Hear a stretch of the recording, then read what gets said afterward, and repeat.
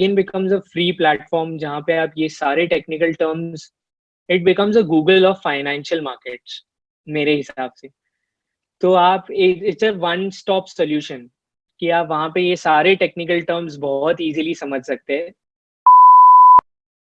Hello दोस्तों, नमस्कार। मेरा नाम है अंकित डोकानिया और आप देख रहे हैं इजी वर्ड्स का यूट्यूब चैनल।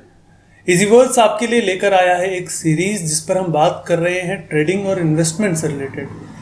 ये इस सीरीज की दूसरी वीडियो है। अगर आपने पहली वीडियो अभी तक नहीं देखी है तो ऊपर दिए गए लिंक या नीचे डिस्क्रिप्शन में जो लिंक है उस पर जाकर आप पहली वीडियो देख सकते हैं। और हर बार की तरह इस बार भी हमारे साथ बात करने के लिए मौजूद है हर्षित, जो बताएंगे हमें आज का topic. Thank you Ankit again for joining, calling me here for the second round of session for our trading and investment series. तो आज हम टेक्निकली जैसे आप जानना चाह रहे थे, हम जानेंगे फंडामेंटल और टेक्निकल एनालिसिस और वो कैसे इन्वेस्टमेंट्स और ट्रेडिंग में यूज होता है। बिल्कुल। तो हर्षित, सबसे पहले तो मैं जितने भी ऑडियंस हैं उनको बहुत बहुत बधाई देता हूँ कि वो एक लर्निंग प्रोसेस में शामिल हो चुके हैं जो बहुत इंपॉर्टेंट है ट्रेडिंग के फील्ड में। और आपने पहला स्टेप क्लियर कर लिया है क्योंकि आपने पहला वीडियो देख लिया है। और आपने अगर अभी तक पहला वीडियो नहीं देखा है तो इस लिंक पर या फिर नीचे डिस्क्रिप्शन में जो लिंक है वहाँ पर जाकर आप पहला वीडियो देख सकते हैं, उसी के बाद आप दूसरे वीडियो पर आएँ। तो आज हम बात करेंगे फंडामेंटल और टेक्निकल एनालिसिस के बारे में। तो हर्षित, क्यों ज़रूरी है फंडामेंटल और टेक्निकल एनालिसिस और होता क्या है? फर्स्टली जो आपने मेंशन किया कि इफ आर सब्सक्राइबर्स, जो भी हमारे देखने वाले ऑडियंस है, उन्होंने अगर जो फर्स्ट वीडियो नहीं देखा है तो देखिए, उसमें मैंने काफी कुछ बेसिक्स और काफी इम्पोर्टेंट पॉइंटर्स मेंशन किए हैं जो आपको हेल्प कर सकता है अपनी ट्रेडिंग इन्वेस्टमेंट में। और यहाँ पे आपको बता भी सकता है कि सेकंड हमारा लिंक कैसे सेकंड वीडियो तक पहुंचा है, वो भी एक जानने में उनको आसानी होगी। और जैसा आपका पहला सवाल है कि फंडामेंटल और टेक्निकल एनालिसिस क्या होता है और किधर यूज होता है, करेक्ट।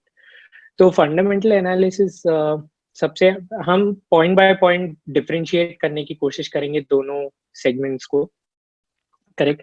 तो फंडामेंटल एनालिसिस ये होता है जहां हम एक कंपनी की, एक स्टॉक की इंट्रिंसिक वैल्यू जानने की कोशिश करते हैं। इंट्रिंसिक वैल्यू वो होती है, जैसे हम कहते हैं कि रियल वैल्यू क्या है कंपनी की।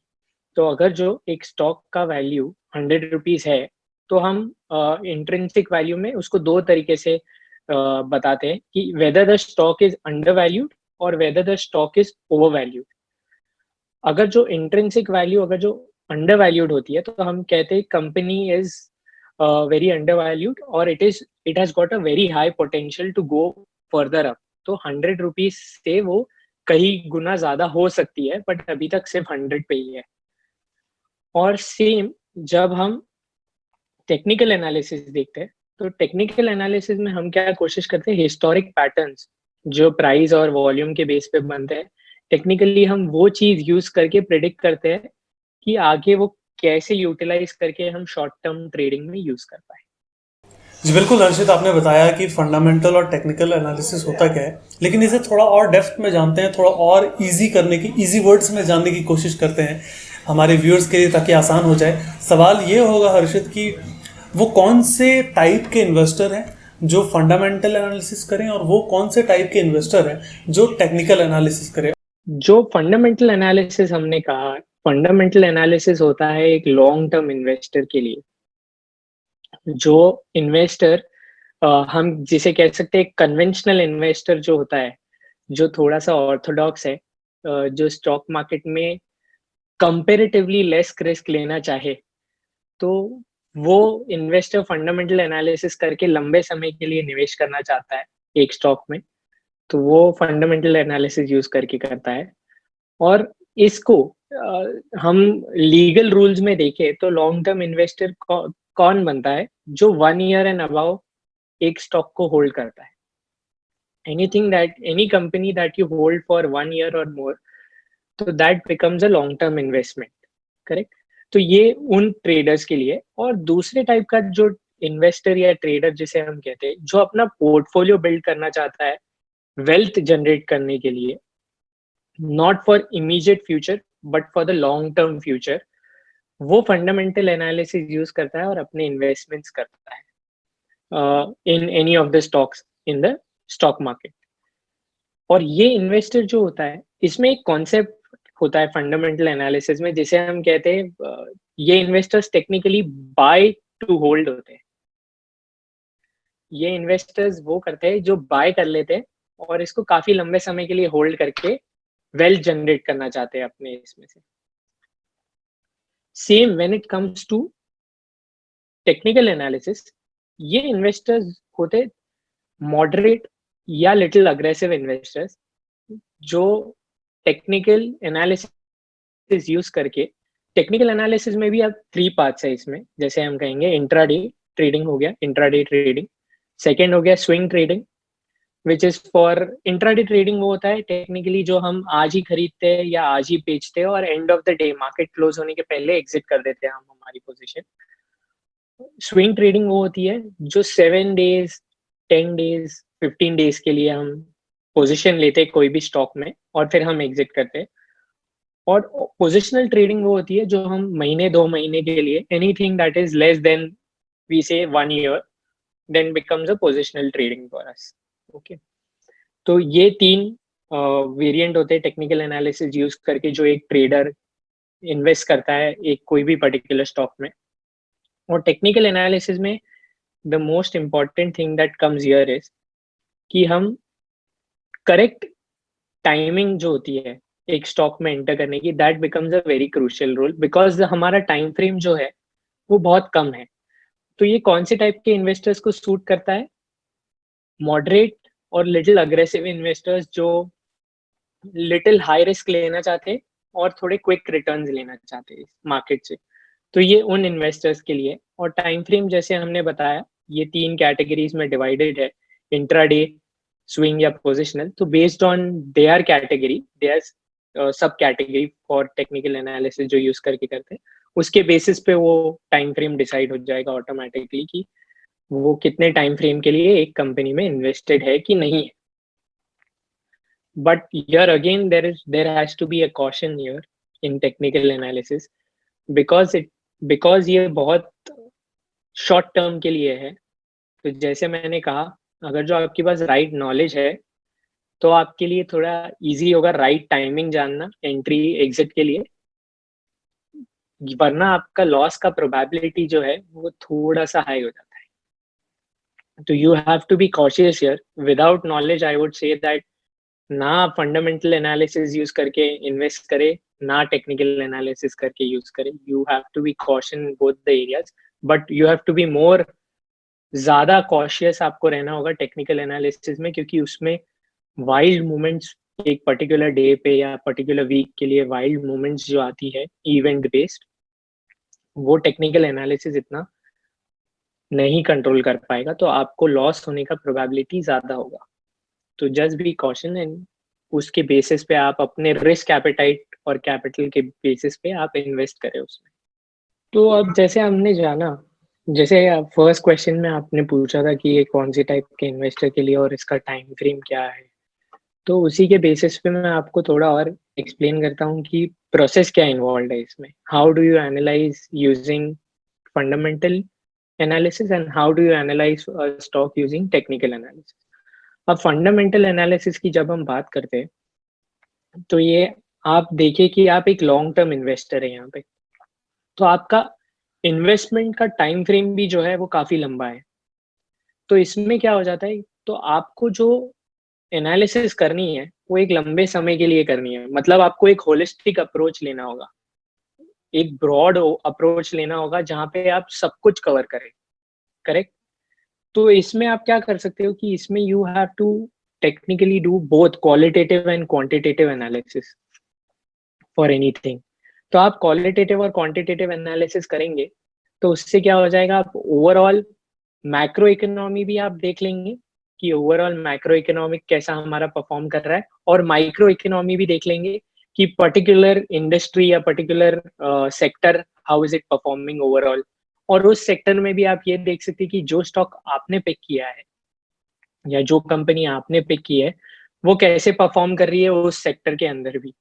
Because it is not necessary that, even if, देखो majority of the time it works कि आपका जब macro economy overall country's economy is booming and the sector is also booming, तो all the companies in that will boom. Majority of the times ऐसा ही होता है, but there might be some cases कि company नहीं हो सकती है, तो शायद इतना फास्ट इकोनॉमी के साथ या इकोनॉमी के ट्रेंड के साथ ना जाए, मैक्रो और माइक्रो इकोनॉमी के साथ साथ में ना चले, बिकॉज उसका फोकस अलग हो सकता है, एग्जिस्टेंस अलग हो सकती है, उसका ओवरऑल कंट्रीब्यूशन है उस सेक्टर के लिए शायद काफी नया और काफी स्मॉल हो सकता है, तो that is the reason it might not be affected because of the macro and micro economy.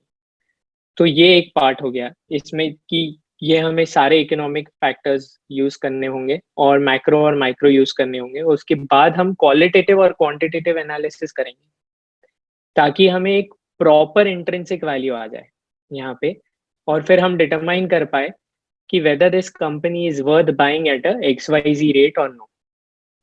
तो अब इसमें हम और डिटेल में थोड़ा सा बताता हूँ, मैं आपको कुछ पॉइंटर्स दे देता हूँ कि क्वालिटेटिव एनालिसिस में क्या इंक्लूड कर सकते हैं हम और क्वांटिटेटिव एनालिसिस में हम क्या यूज कर सकते हैं। तो क्वालिटेटिव एनालिसिस क्या हो गया कि it is technically what is company's business model, who are leading the company.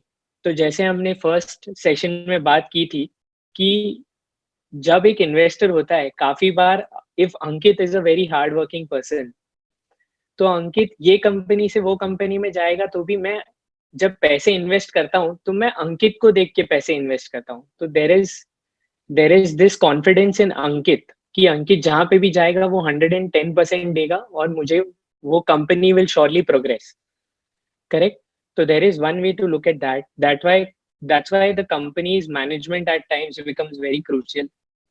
फिर हम क्वालिटेटिव में और एक चीज ये देखते हैं कि हमारा कॉम्पिटिटिव यूएसपी क्या है, कि इस सेक्टर में 10 कंपनियां हैं, तो हाउ एम आई डिफरेंशिएटिंग, ये कंपनी कैसे डिफरेंशिएट कर रही है compare to other companies in the market. तो क्या यूएसपी हो गई, क्या न्यूज आ रही है उस कंपनी के रिलेटेड मार्केट में, which again generates a psychological sentiment for the company. और ये सेंटिमेंट काफी स्ट्रांगली वर्क करता है स्टॉक मार्केट में मेजरली, कि अगर जो sentiment is totally buying and sentiment generate हो गया कि बहुत कंपनी अंडर वैल्यूड है, तो इसको काफी अच्छा पुश मिलता है to move the prices up. क्योंकि अक्रॉस द सेगमेंट, अब अक्रॉस द स्टॉक मार्केट सारे जो ट्रेडर्स और इन्वेस्टर्स होंगे वो काफी कन्विंस्ड होंगे कि now the stock is very under valued and it has got a huge potential to go up. तो ये हेल्प करेगा आपको क्वालिटेटिव एनालिसिस में। और दूसरा हमें ये भी देखना होगा थोड़ा बहुत कि ओवरऑल इंडस्ट्री कैसे परफॉर्म कर रही है। क्वालिटेटिव में आपको ये देखना जरूरी हो जाएगा क्योंकि कुछ कुछ इंडस्ट्री सीजनल होती है। तो एक साइकिल होता है पूरे ईयर में कि ये सीजन में काफी अच्छा परफॉर्म करती है, बाकी सीजन में it moves very slow and steady, कुछ सीजन में they might move very fast. तो that is one thing that you have to keep in qualitative. और क्वांटिटेटिव में हम क्या देखेंगे, प्योर प्योर फाइनेंशियल्स हम चेक करते हैं। जैसे हमने चेक कर लिया एनुअल रेवेन्यू क्या हो गया उनका, प्रॉफिट्स क्या हो गए उनके। करेक्ट? उसके बाद हम देखते हैं उनके टैंजिबल एसेट्स क्या है, मतलब उन्होंने कितने एसेट्स एक्चुअल में इन्वेस्ट किए और वो टैंजिबल एसेट्स कितना रिटर्न दे रहे हैं हमको। हम फिर दूसरी चीजें ये देखते हैं, कुछ रेशियोज हम देख लेते हैं, जैसे रिटर्न ऑन इक्विटी देख लिया हमने। जैसे हमने टैंजिबल एसेट्स देखे तो हम टैंजिबल एसेट्स पे रिटर्न क्या आ रहा है हम वो देख सकते हैं। हम पी रेशियो देख सकते हैं जहां हम प्रॉफिट पर अर्निंग देख सकते हैं कि कैसे परफॉर्म कर रहा है।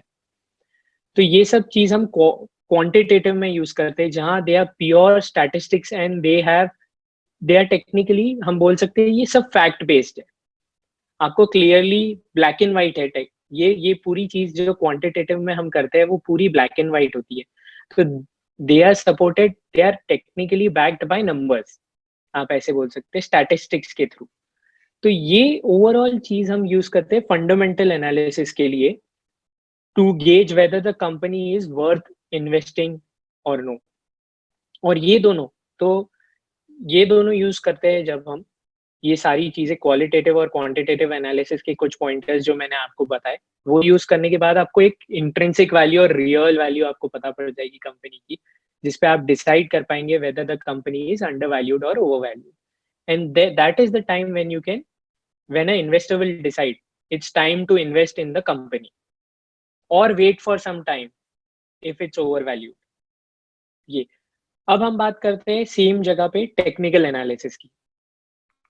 अब टेक्निकल एनालिसिस में हो ये जाता है because you are a short term trader.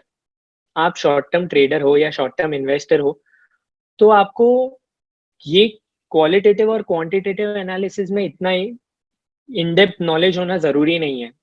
हुआ वेल एंड गुड, नहीं हुआ तो भी चल जाएगा. Because what a technical trader जो होता है वो क्या करता है, वो टेक्निकली चार्ट्स देखता है, प्राइस वॉल्यूम देखता है और हिस्टोरिक प्राइस वॉल्यूम मूवमेंट देखता है कि हिस्टोरिकली ये कंपनी का प्राइस कब कैसे मूव हुआ. कुछ पैटर्न रिकग्निशन हम कर सकते हैं क्या इसमें, तो पैटर्न रिकग्निशन यूज करके हम ट्रेड करेंगे. इसमें कुछ कुछ चीजें हम यूज करते हैं. इसमें मेजॉरिटी ऑफ ट्रेडर्स जो होते हैं ना, वो चार्ट्स यूज करते हैं ये वॉल्यूम और प्राइस की एनालिसिस करने के लिए. तो आपका जिस टाइप के आप इन्वेस्टर हो, इंट्राडे इन्वेस्टर हो तो आपका टाइम फ्रेम छोटा होगा. आप स्विंग ट्रेडर हो या पोजिशनल ट्रेडर हो तो आपका टाइम फ्रेम जो होगा वो थोड़ा सा बड़ा होगा. तो आप चार्ट्स में भी उसी टाइम फ्रेम को यूज करके आप एनालिसिस करेंगे.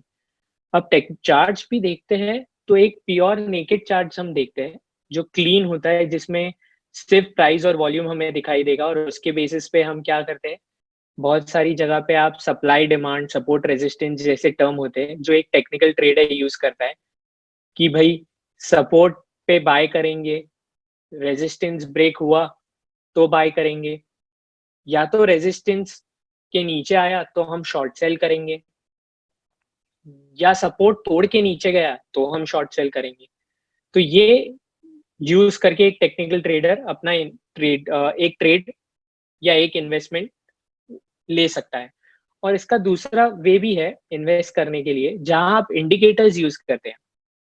इंडिकेटर्स यूज करेंगे तो there are very few of the famous indicators that you use, जैसे सुपर ट्रेंड हो गया, मूविंग एवरेजेस का क्रॉसओवर हो गया, फिर इसके अंदर RSI हो गया, MACD हो गया. तो ये इंडिकेटर्स यूज करके भी, combination of few indicators use करके भी आप एक बाय या सेल सिग्नल उस पर्टिकुलर स्टॉक के लिए जनरेट कर सकते हैं, ताकि आप एक अपना राइट टाइमिंग पे एंट्री ले ले और राइट टाइमिंग पे एग्जिट ले ले. This also becomes a very crucial part for technical traders because आप मैक्रो और माइक्रो इकोनॉमी देख नहीं रहे हो, या क्वालिटेटिव या क्वांटिटेटिव एनालिसिस देख नहीं रहे हो. तो आप क्यों नहीं देख रहे, क्योंकि जैसे मैंने आपको बताया आपका व्यू बहुत शॉर्ट टर्म है. तो ये सब चीजें जान के आप करोगे क्या. ये टेक्निकल इन्वेस्टर के लिए, इतना टेक्निकल एनालिसिस यूज करने वाले इन्वेस्टर के लिए इतना इंपॉर्टेंट नहीं है, because he is going to get in and get out very immediately, in a very short time frame. तो उसके लिए ये सब इतना इंपॉर्टेंस नहीं देता है. इसमें फिर हम ट्रेंड लाइंस भी यूज करते हैं कभी कभी कि ये हमें ट्रेंड बताता है. तो टेक्निकल एनालिसिस करने वाले ट्रेडर्स काफी बार एक टर्म यूज करते हैं, राइड द ट्रेंड. तो एक हमारे हिंदी में कहावत है, बहती गंगा में हाथ धो लेना. तो बहुत सारे ट्रेडर्स जो शॉर्ट टर्म वाले होते हैं वो क्या करते हैं कि ट्रेंड बुल जा रहा है तो उस ट्रेंड में बैठ जाओ, राइड कर लो. तो that's called ride the trend. हमें इसमें इम्पोर्टेंट ये नहीं है कि हम टॉप क्या है ट्रेंड का या बॉटम क्या है ट्रेंड का वो ढूंढे. हमें वो सिर्फ एक छोटा सा पार्ट है जो ट्रेंड का, जो हमें राइड करके हमारा एक छोटा सा प्रॉफिट निकालना है और एग्जिट करना है. तो that becomes very important for a technical trader, technical analysis use करने वाले ट्रेडर के लिए, कि वो ट्रेंड के साथ हो तो probability of winning again becomes very high. तो दैट्स व्हाट ये एक ब्रीफ सिनेरियो में टेक्निकल एनालिसिस और फंडामेंटल एनालिसिस के पार्ट्स हो गए कि how do you use it and how you can apply it technically in both the scenarios to get the right output. जी बिल्कुल, मैं अपने दोस्तों को बता दूं कि आपको हो सकता है सुनने में थोड़ा सा मुश्किल लग रहा हो, लेकिन इस वीडियो के अंत तक आपको पूरी तरीके से क्लियर हो जाएगा कि फंडामेंटल और टेक्निकल एनालिसिस क्या है. इसके लिए मैं हर्षित से एक रिक्वेस्ट करूंगा, हर्षित आप हमारे व्यूअर्स के लिए बुलेट पॉइंट्स में जितने भी पॉइंट्स आपने बताए हैं वो थोड़ा समराइज कर दें, ताकि उन्हें नोट डाउन करने में या उसे रिकॉल करने में थोड़ी सी आसानी हो. तो अंकित, जैसे अभी हमने थोड़ा सा ओवरव्यू, ब्रॉड ओवरव्यू जाना था, तो एक इसको जैसे हम कहेंगे कि एक इन्फ्रेंस निकाल के आ सकते हैं हम फंडामेंटल एनालिसिस से, तो वो मैं एक थोड़ी सी समरी देता। तो हमारा मोटिव क्या होता है फंडामेंटल एनालिसिस में? इंट्रिंसिक वैल्यू ढूंढना। Intrinsic value means what is the real value of the company, और उस रियल वैल्यू को ढूंढने के लिए एक प्रोसेस हमने डिस्कस किया। वो प्रोसेस में हम क्या करते हैं? Macro economy, that is the overall companies economy, वो हम देखते हैं। हम फिर देखते हैं micro economy, that becomes again your sectoral economy for a particular stock, कि वो कैसे परफॉर्म कर रही है सेक्टर।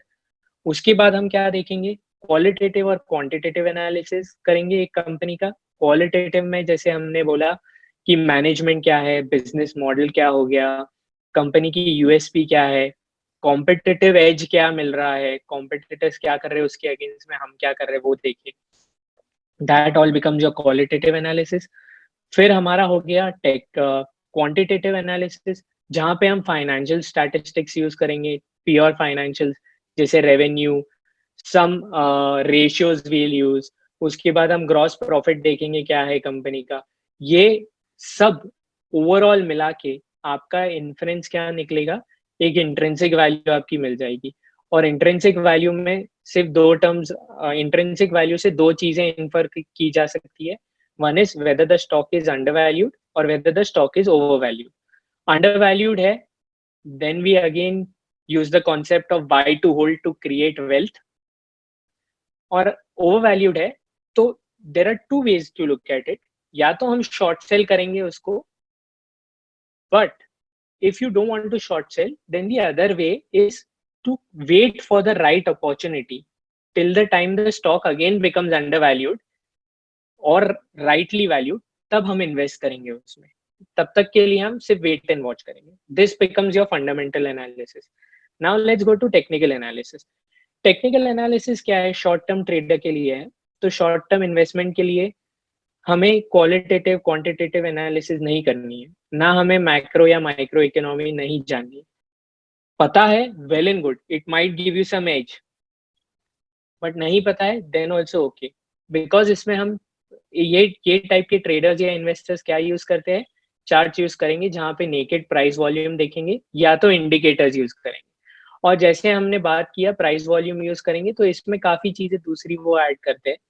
जैसे वो ऐड यूज करेंगे cross over of moving averages, या तो सपोर्ट रेजिस्टेंस डिमांड सप्लाई देख के वो यूज करते हैं, या टेक्निकल इंडिकेटर्स जो हम कुछ बोलते हैं मोमेंटम इंडिकेटर्स हो गए वो यूज करेंगे, या दूसरे इंडिकेटर्स हो गए जैसे ट्रेंड देखने के लिए सुपर ट्रेंड हो गया कि it will show you the trend.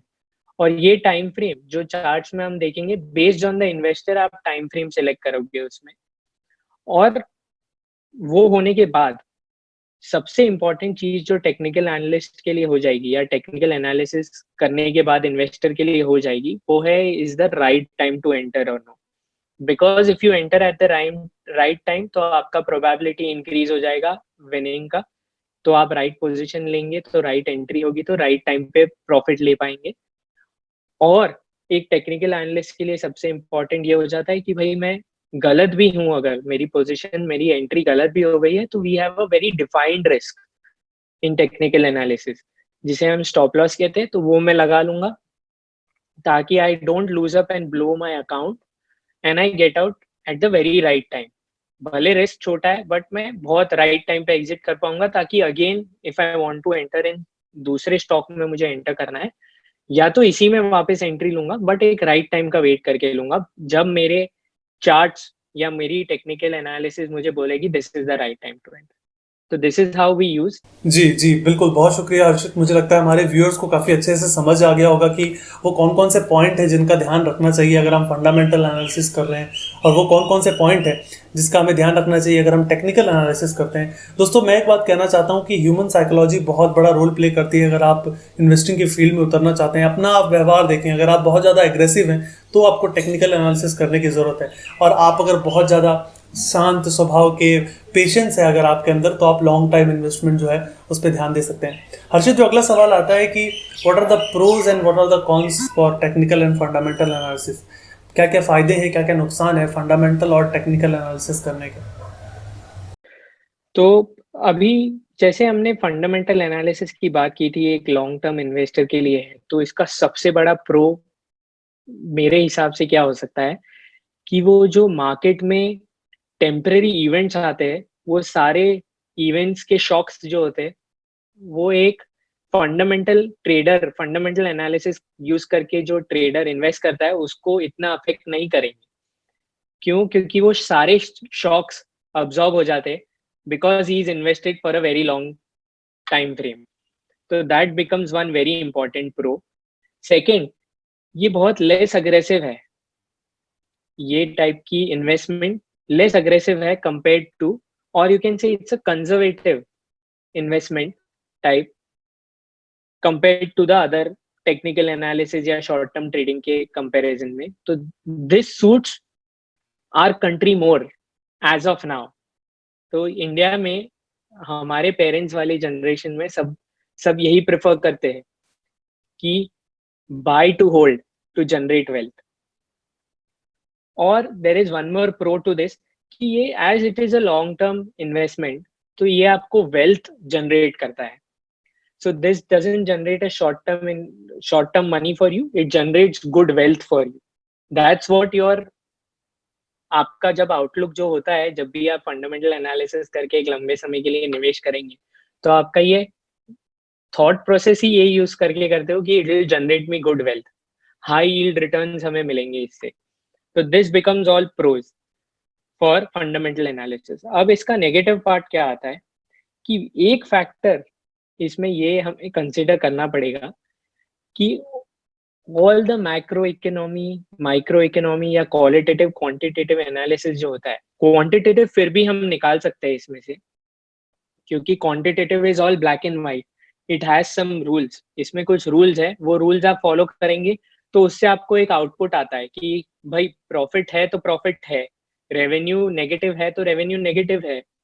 तो ये बहुत क्लियर है। बट बाकी आप जो अंडरस्टैंडिंग है आपकी मैक्रो इकोनॉमी या माइक्रो इकोनॉमी के बारे में, या क्वालिटेटिव एनालिसिस जो यूएसपी के बारे में आप देख रहे हैं या मैनेजमेंट के बारे में देख रहे हैं, तो ये सब क्या है, ये इंडिविजुअल एनालिसिस है आपकी, करेक्ट। तो इसमें एक प्रॉब्लम ये आ सकती है, या एक कॉशन वर्ड हमें ये यूज करना पड़ेगा, इफ आपने इंटरप्रेट उसको गलत वे में कर लिया, तो that will end up in giving a wrong intrinsic value to you. तो जबकि वो एक एग्जांपल हम ऐसे ले सकते हैं कि कंपनी ओवर वैल्यूड होनी चाहिए थी, बट आपकी एनालिसिस ने उसको अंडर वैल्यूड बता दिया, तो आप निवेश कर देंगे उसमें because you did not your आप अनेबल थे, आप आपने सही डिसीजन नहीं लिया, तो आप एक उस नंबर पे आ गए कि ये कंपनी अंडर वैल्यूड है, तो मैं इन्वेस्ट कर दूं इसमें, जबकि वो ओवर वैल्यूड होनी चाहिए, करेक्ट।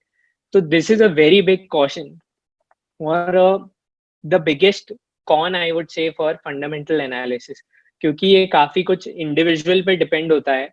तो इसका broader perspective of the market आपको पता होना चाहिए, तो आप सही कर पाएंगे, वरना देर इज अ पॉसिबिलिटी कि आप गलत एंट्री ले ले, गलत स्टॉक में इन्वेस्ट कर दे, या गलत टाइम फ्रेम पे आप एंटर हो जाए। तो उससे क्या हो जाएगा कि you might probably start losing out on money in the stock. Now let's move to technical analysis. अब टेक्निकल एनालिसिस का सबसे बड़ा प्रो मैं ये बोलूंगा कि it requires a less financial knowledge. जो हम क्वालिटेटिव ब्रॉडर फाइनेंशियल पर्सपेक्टिव जो हम देख रहे थे, मैक्रो इकोनॉमी भी जानना है हमें, माइक्रो इकोनॉमी भी जानना है, मुझे सारे फाइनेंशियल्स भी स्टडी करने पड़ रहे हैं कंपनी के, ये हमें जानने की जरूरत नहीं है। मैंने कोई भी स्टॉक पिक किया, मैं चार्ट्स ओपन करूंगा, चार्ट्स में मुझे पैटर्न्स या मेरे इंडिकेटर्स या मेरा डिमांड सप्लाई देख के मैं उसके बेसिस पे ही इन्वेस्ट करूंगा। तो दिस दिस बिकम्स कि मुझे बाकी सब चीजें जानना ही नहीं है, तो मुझे इतना फाइनेंशियल नॉलेज नहीं भी हुआ और मुझे सिर्फ टेक्निकल एनालिसिस चार्ट्स की नॉलेज है थोड़ी बहुत, तो मैं इन्वेस्ट कर सकता हूँ उसके थ्रू। तो this becomes a very good pro.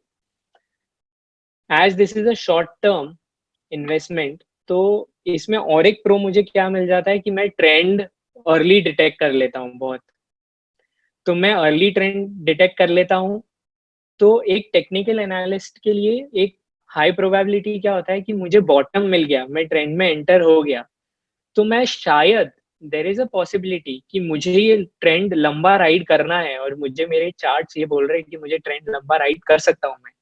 तो short term trader can easily become a long term trader here to ride the trend more. और इसमें वो क्या कर सकते हैं कि एक अपना जैसे मूल पैसा जो होता है, वो बाहर निकाल लेगा अपना और बाकी का जो प्रॉफ़िट वाला पैसा होगा, वो राइड करेगा to get some extra benefit out of it, correct? तो एक वे में हम ये देख सकते हैं। तो this also becomes a very good pro अगर जो आपकी राइट एंट्री हो गई थी। और सबसे बेस्ट पार्ट कि आपको there is a high probability have if you are observant, आप थोड़े ऑब्जर्वेंट है और आपको थोड़ा एक्सपीरियंस आ जाएगा, मेरे अंडरस्टैंडिंग के हिसाब से आप थोड़े एक्सपीरियंस्ड हो जाएँगे, तो आपको ट्रेंड रिवर्सल्स कब हो रहा है वो आपको चार्ट्स में दिख जाते हैं, तो you can ride the trend very nicely. तो आपका शॉर्ट टर्म ट्रेड भी ले सकते हो आप और चाहिए तो आप लॉन्ग टर्म इन्वेस्ट भी कर सकते हो without any financial knowledge, just purely on charts. तो this becomes again a very much pro for this. And यहाँ पे हम कौन भी देखेंगे थोड़े से कि कौन क्या है इसमें। तो जैसे कोई मेजर इवेंट हो गया, सर्जिकल स्ट्राइक हो गई, पैंडेमिक का लॉकडाउन हो गया, एक कंपनी का बहुत बुरा परफॉर्मेंस हो गया फॉर पर्टिकुलर क्वार्टर, तो ये सारे शॉक्स एक शॉर्ट टर्म ट्रेडर को एज अ लॉस में बेयर करना पड़ेगा, बिकॉज ही डिडंट नो कि ये हो सकता है, ये प्रोबेबिलिटीज आर अननोन सिनेरियो। तो ये सारे शॉक्स एक शॉर्ट टर्म ट्रेडर के लिए थोड़े से डेंजरस हो जाते हैं, जहाँ पे उन्हें थोड़ा सा लॉस बेयर करना पड़ेगा। या तो जैसे विदाउट नॉलेज जो एंटर करते हैं इस मार्केट में, वो कैसे लॉन्ग टर्म ट्रेडर बन जाते हैं, वो ऐसे ही बनते हैं। शॉर्ट टर्म ट्रेडिंग के लिए एंटर करते हैं, फिर लॉस में आ जाता है अपना, वो पर्टिकुलर इन्वेस्टमेंट लॉस में आ जाता है, तो then it slowly gets intraday से पोजिशनल होता है, पोजिशनल से लॉन्ग टर्म इन्वेस्टमेंट हो जाता है कि जब तक वो प्रॉफिट में नहीं आएगा, तब तक मैं होल्ड कर लेता हूँ इसको। तो this becomes again a caution area or a con area for technical analysis. जी, जी, बिल्कुल, बिल्कुल हर्षित, मैं आपकी बात से पूरी तरीके से सहमत हूँ और मुझे लगता है हमारे व्यूअर्स को काफ़ी एक मैं जैसा बता रहा था बिल्कुल मुश्किल नहीं है, अगर आप प्रैक्टिस करेंगे तो आपको बहुत ईज़िली आ जाएगा और आप किसी चीज़ में अपना पैसा निवेश करना चाहते हैं, तो मुझे लगता है आपको सीखने की बहुत ज़्यादा ज़रूरत है, लर्निंग बहुत इंपॉर्टेंट है। तो मुझे लगता है आप लोगों को सही सीख मिल रही होगी। अब आता है बारी जो वो हमारे बोनस टिप का, जो हम हर बार हर वीडियो में देते हैं। हर्षित आज बताएँगे हमारा बोनस टिप, जो कि होगा कि वो कौन-कौन से प्लेटफ़ॉर्म है जहाँ फ्री, बिल्कुल फ्री होकर फंडामेंटल और टेक्निकल एनालिसिस कर सकते हैं बहुत इजीली। हर्षित, वो कौन-कौन से प्लेटफ़ॉर्म है, इसके बारे में आप हमारे ऑडियंस को बताइए। ये बहुत अच्छा क्वेश्चन है, क्योंकि हमारा मोटिव भी यही है, ये सीरीज़ के थ्रू कि हम एक अवेयरनेस क्रिएट करें और एक राइट एटलीस्ट एक बेस दे to start for a beginner, या एक्सपर्ट भी हो तो उसको एक थोड़ा रिविज़न हो जाए कि वो जो करते आ रहे हैं, वो कैसे सही हो रहा है, नहीं हो रहा है, वो देखने के लिए। तो ये जो मैंने एक्सटेंसिवली जो 2 प्लेटफ़ॉर्म्स यूज़ किए थे, one was money control and other was Investopedia. अब मनी कंट्रोल में जाएँगे, तो मनी कंट्रोल में जो हम क्वांटिटेटिव एनालिसिस की जो बात कर रहे थे, फाइनेंशियल्स, रेशियोज़ और ये सारी चीज़ें, आपको मनी कंट्रोल पे बहुत ईज़िली मिल जाती है फॉर अ पर्टिकुलर स्टॉक। तो even if even if an investor is unable to calculate exactly a particular financial ratio, तो वो वहाँ जाएँगे, या फाइनेंशियल्स उसको देखने हैं पर्टिकुलर कंपनी के, तो वो वहाँ जाएँगे तो उनको सारी चीज़ें मिल जाएगी। उसमें और एक अच्छी बात ये भी है कि there is one section news and events, जहाँ वो कंपनी को बहुत क्लियरली ट्रैक कर सकते हैं। तो उस न्यूज़ सेक्शन में सिर्फ़ उस कंपनी के बारे में न्यूज़ आएगी। तो आपको फाइनेंशियल्स वहीं मिल गए, आपको न्यूज़ मिल गया, जो क्वालिटेटिव में भी आपको हेल्प करेगा। And there is one section about जहाँ पे आपको कंपनी की वेबसाइट दी होगी, तो अगर जो आपको एग्ज़ैक्टली इन डिटेल कंपनी के बारे में जानना है, तो आप वो वेबसाइट जो उनकी ऑफिशियल वेबसाइट होती है उस कंपनी की, आप वहां जाके पूरा डिटेल में अंडरस्टैंड कर सकते हैं कि कंपनी क्या कर रही है, कैसे कर रही है, क्यों। वो हो गया। तो ये फंडामेंटल एनालिसिस के लिए भी यूज हो गया। सेम मनी कंट्रोल पे आपको चार्ट्स भी मिल जाते हैं। तो मूविंग एवरेज क्रॉस ओवर के बारे में भी वो वहां पे मूविंग एवरेज के ऊपर क्लोज हुआ है, एक्स मूविंग एवरेज के ऊपर क्लोज हुआ है, वाई मूविंग एवरेज के ऊपर आज क्लोजिंग दी है कंपनी ने, वो या इस प्राइस ने, तो वो वहां पे आपको दिख जाएगा। वहां पे आप ओपन करके चार्ट्स भी यूज कर सकते हैं, फ्रीली अवेलेबल है। तो वो चार्ट्स भी आप यूज करके टेक्निकल एनालिसिस अपनी कर सकते हैं for short term trading. Again that becomes, और इन्वेस्टोपीडिया हम इसलिए मैं बोल रहा हूँ क्योंकि अगर जो आपको ओवरऑल फाइनेंशियल मार्केट्स या आप एक करियर बनाना चाह रहे हैं फाइनेंशियल इंडस्ट्री में, फाइनेंशियल सेक्टर में, तो आपको काफी सारे टेक्निकल टर्म्स आएंगे। जैसे भाई मुझे समझना इंट्रिंसिक वैल्यू का एक्चुअल डेफिनेशन क्या है, तो आप इंट्रिंसिक वैल्यू ढूंढ सकते हैं इन्वेस्टोपीडिया पे, आपको बहुत अच्छे से उसका डेफिनेशन विद एग्जांपल मिल जाएंगे। तो Investopedia again becomes a free platform जहाँ पे आप ये सारे technical terms, it becomes a Google of financial markets मेरे हिसाब से। तो आप it's a one stop solution कि आप वहां पे ये सारे टेक्निकल टर्म्स बहुत इजीली समझ सकते हैं। और मेजॉरिटी ऑफ द प्लेसेस पे उन्होंने एक एग्जाम्पल भी देने की कोशिश की है समझाने के लिए आपको।